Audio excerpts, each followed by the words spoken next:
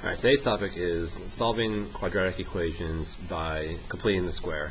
So if you remember on previous, what we've done is, if you remember, when we solved quadratic equations, we did it by finding the roots and through factoring. So just a quick refresher on, just to kind of show you what we're doing. Say we had an equation like x squared plus 6x minus 7 equals 0. And remember, the whole point is to solve for x, basically, and get the roots. So if you remember this, remember we did this, we did put the two parentheses up, put your x's in, and then we had to figure out what multiplies to negative 7 that also adds to positive 6. So we have a positive and negative, which we know we're going to have a positive and negative in here. And then we know that what multiplies to 7 is 7 and 1. And so when you take 7 and 1, when you subtract those, what gives you a positive 6? Well, a positive 7 and a negative 1 gives you a positive 6, right? Because 7 times negative 1 is negative 7. 7 minus 1 is a positive 6. So that's, and then from there we set both of these equations up equal to 0, right? So we had x plus 7 equals 0 and x minus 1 equals 0, which then means that x equals negative 7 and x equals a positive 1, right? And those are our answers there, right? So that's kind of what we're doing today, but we're doing it in a different way, and especially we're going to do it in a way where in which you cannot solve by factoring. Okay, so I'm going to do the same problem here, but I'm going to do it by completing the square. Okay, now I'm telling you right now, some of this can be a little confusing if you're not sure what to do. So really what you need to do is just kind of watch how I do this and just kind of follow the steps. Okay, it's going to be the same steps that we're doing in all these ones. So you just have to kind of follow the steps. I'm trying to make it easy as possible to understand. Okay, so the first thing we got to do when we complete the square is we need to actually, instead of making everything equal to 0 like we did before, we actually need to move over our number without the x. We need to move this over to this side. Okay, so we're going to take our negative 7 and we're going to move it to this side, and we're going to do it by doing the opposite, which is plus 7. Okay, so when we do that, we're going to cancel that out. We're going to bring down our x squared plus 6x, and that equals 0 plus 7, which is 7. Okay, now at this point, here's what I'm going to do. I'm going to look at my number with just the 1x. Okay, so just this one here, our middle number here. Alright, and we see that it's 6. So what I'm going to do is I'm going to take that 6 and I'm going to divide it by 2. Okay, so 6 divided by 2 is going to give me 3. Now remember this number. Okay, this is going to be come back in handy in a second. Okay, so I get 3. After I divide by 2, I'm going to take the answer I got, 3, and I'm going to square it. Okay, and 3 squared, 3 times 3 equals 9. Okay, so now what I'm going to do is I'm going to bring down my x squared plus 6x, but then my 9 I'm going to add to both sides of my equation, here and over here. Okay, so all I did was I took my middle term again, I divided it by 2 to get 3, and I took my 3 and squared it to get 9, and I added it to both sides of my equation. Okay, now I'm going to bring this down here. I'm going to go ahead and add 7 plus 9 to give me 16. Okay, now what we need to do is we need to take our trinomial here, right, and I need to make it into a perfect square binomial. Okay, so basically in simple terms, what that means is I need to, so just follow my steps here. Okay, we're going to put parentheses. Okay, I'm going to put x, and then my term I found over here, my first term after divided by 2, my 3, I'm going to put it right here as a plus 3, and then this is going to be squared, and that equals 16. Okay, so basically what I did was I turned this x squared plus 6x plus 9, I turned it into x plus 3 squared. It's the same thing. Alright, I could show you everything, but I don't want to confuse you more than you may already be, so I just want to show you the steps of how to do this, okay? So we have 6x squared plus 6x plus 9. I drew a parentheses. I put my x in front. I took my number over here that I divided earlier. I put it right here, and I made that square, okay? Now, what we need to do is I need to take my x plus 3 squared. I need to get rid of the square. So I'm still solving for x. This whole time, I'm still trying to get the x by itself. That's the whole point of this, okay? So at this point, I need to get rid of this square here. Now, how do you get rid of a square? Do the opposite of square, which is to square root.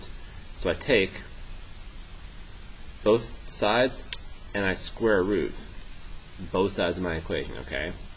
Now what this does on this side is that cancels out my parentheses with the square, okay? It cancels it out, okay? On this side, I have the square root of 16, which I know is a perfect square, and that equals 4. Now, at this point here, this is an important point. The square root of 16 has actually two answers. It's a positive 4, and it's also a negative 4, because when you think, and a side note, when you think 4 times 4 equals 16, right? So remember, the square root is whatever number times itself to get you that answer. So 4 times 4 equals 16, but also negative 4 times negative 4 also equals a positive 16, right? So when you take the square root of 16, it's both positive 4 and negative 4, and this is important. That's why I have to write it here. So to write that, you just write plus minus above each other. That's how you write being both positive and negative. Okay. Now to get the x by itself, I take my 3, I move it over to this side. Okay, to cancel that out, and now I have x equals a plus and negative 4 minus 3. Now, to solve, I have to do both these equations. Now, what do I mean by that? So, I have a positive 4 and a negative 4 here. That's what this symbol means. So, I can write this like this. Positive 4 minus 3 and negative 4 minus 3. Now, when I solve, 4 minus 3 I know is 1, and negative 4 minus 3 I know is negative 7. And this, so x equals 1, or x equals negative 7. Okay, and that's my final answer. So you see I got the same answer as I did in the previous way we did it, but this is a different way of doing it. Okay, so that's how we complete the square. That's the process of doing it. Now it's the same process for each time we do it. Okay, so that's why I said it's important to not get hung up on the why and the specifics of the things, and just focus on the steps of doing the process. Okay. So I have a few more examples we're going to run through here. Okay, so no worries. If you're confused, it's okay. We'll get through it. Okay. So next example is going to be x squared plus 2x minus 3 equals 0. Okay. So now, my first step, again, is I'm going to go ahead, I'm going to move my negative 3 over to this side by doing the opposite, which is plus 3 here, plus 3 here. I cancel out my 3's. I bring down my x squared plus 2x equals 0 plus 3, which is 3. Okay. Now, at this point, remember, I take my middle term, which is my 2, and I divide it by 2. Remember, you're always dividing it by 2, and 2 divided by 2 equals 1. Remember this number. I take my 1, I square it, and 1 squared just still equals 1.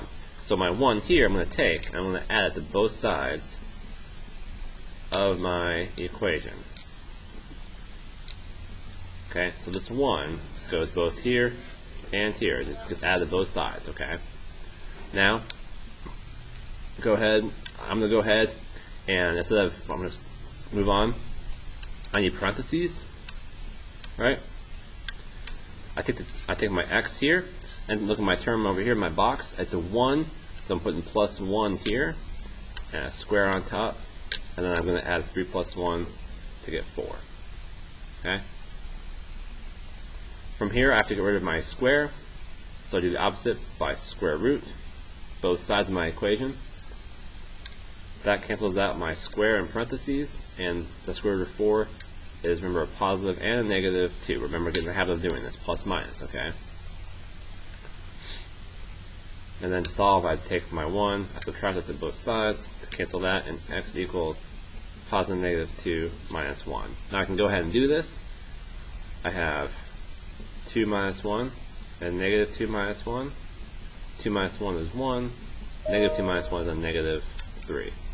So x equals 1, x equals negative 3. Okay. So same thing we just did. Okay. It's like I said, don't get caught up on deep diving into the whys of this. Okay. I just follow the steps I thought I'd do. It's the same steps each time. Get used to doing the steps, all right. And that's how we're going to do this. So our next example is going to be where you cannot factor the numbers right away. So x squared plus 16x minus 22 equals 0. Okay. So once again, my first step, take my number with no letters, and I'm going to move it to the other side by adding it, canceling out this side. I'm left with 6x squared plus 16x equals 22. Now I take my middle number, I divide it by 2, right? That gives me 8. Remember that number later. I take my 8, I square it, and it's going to give me 64, right? And I'm going to add 64 to both sides of my equation. Okay, 64 to both sides. Parentheses, where my x, look over here, it's an 8, so plus 8 with the square, and that equals 22 plus 64 gives me 86. Okay, now here I need to get rid of my square, so I square root both sides. That cancels out my square and parentheses on this side. Now here, 86. Now 86 is not a perfect square. So I think of the numbers that can multiply to 86. Okay, so if I want to simplify it. Okay, so I have 1 and 86, and I have 2 and 43, and that's it. No other numbers multiply to 86. None of these numbers here are a perfect square, so my number stays as the square root of 86. Okay, so that you cannot simplify that. It's already simplified. Now, once again, important note, it's still a positive and minus out front. Okay, it's still positive and minus out front. All right. So now I take my 8, I move it over to this side, and my final answer is going to be a positive minus the square root of 86 minus 8. Okay, I cannot do this. I cannot simplify anymore. So my answer, because I can't do anything more, it stays the way it is. All right. So a little different than what we've been doing, but this is in this case, this is an answer that you would not be able to factor out right away. Okay. So remember, if you get to this point here, when you square root this number, if you cannot square root it, just keep it as a square root, but always remember to put your plus minus out front still. Okay. All right, I have one more example for you guys.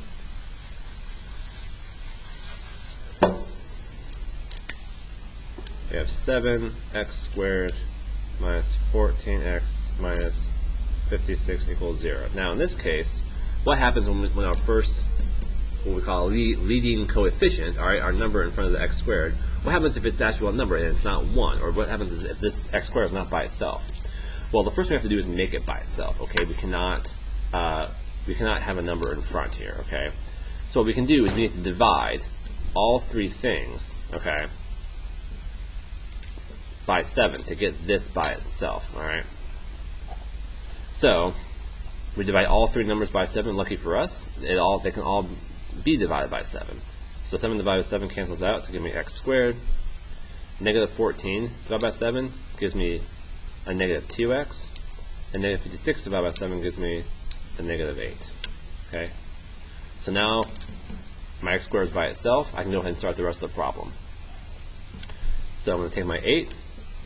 I'm going to move it to this side. Cancel out. Bring down my x squared minus 2x equals a positive 8.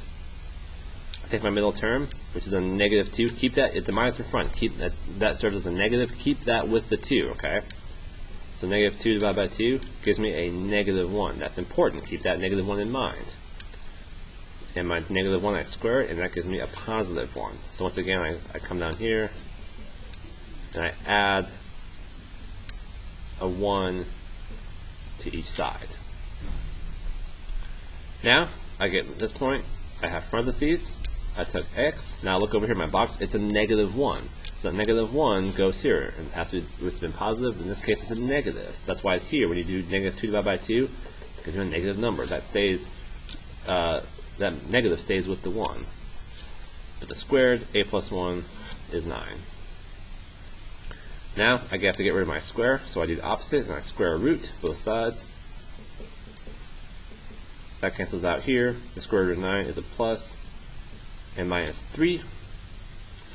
And then I add my 1, and x equals positive or negative 3 plus 1. Okay? Now I'm just going to solve that. So 3 plus 1 and negative 3 plus 1. So 3 plus 1 gives me 4. Negative 3 plus 1 gives me a negative 2. So x equals 4. X equals negative 2. Okay? So once again, that's how we do completing the square. As I've been saying, don't get bogged down into the why, into deep dives, into thinking about a lot of it. Okay, you just need to kind of do the steps that I've showed you here. Okay, follow the steps, the same steps. Move the non-letter number to this side. Okay, take your middle term, divide it by 2, then square that answer here. Add that number to both sides. Change this into your perfect square binomial. Square root both sides to get rid of it. Get the x by itself and solve for x. Okay. So that is completing the square quadratic equations.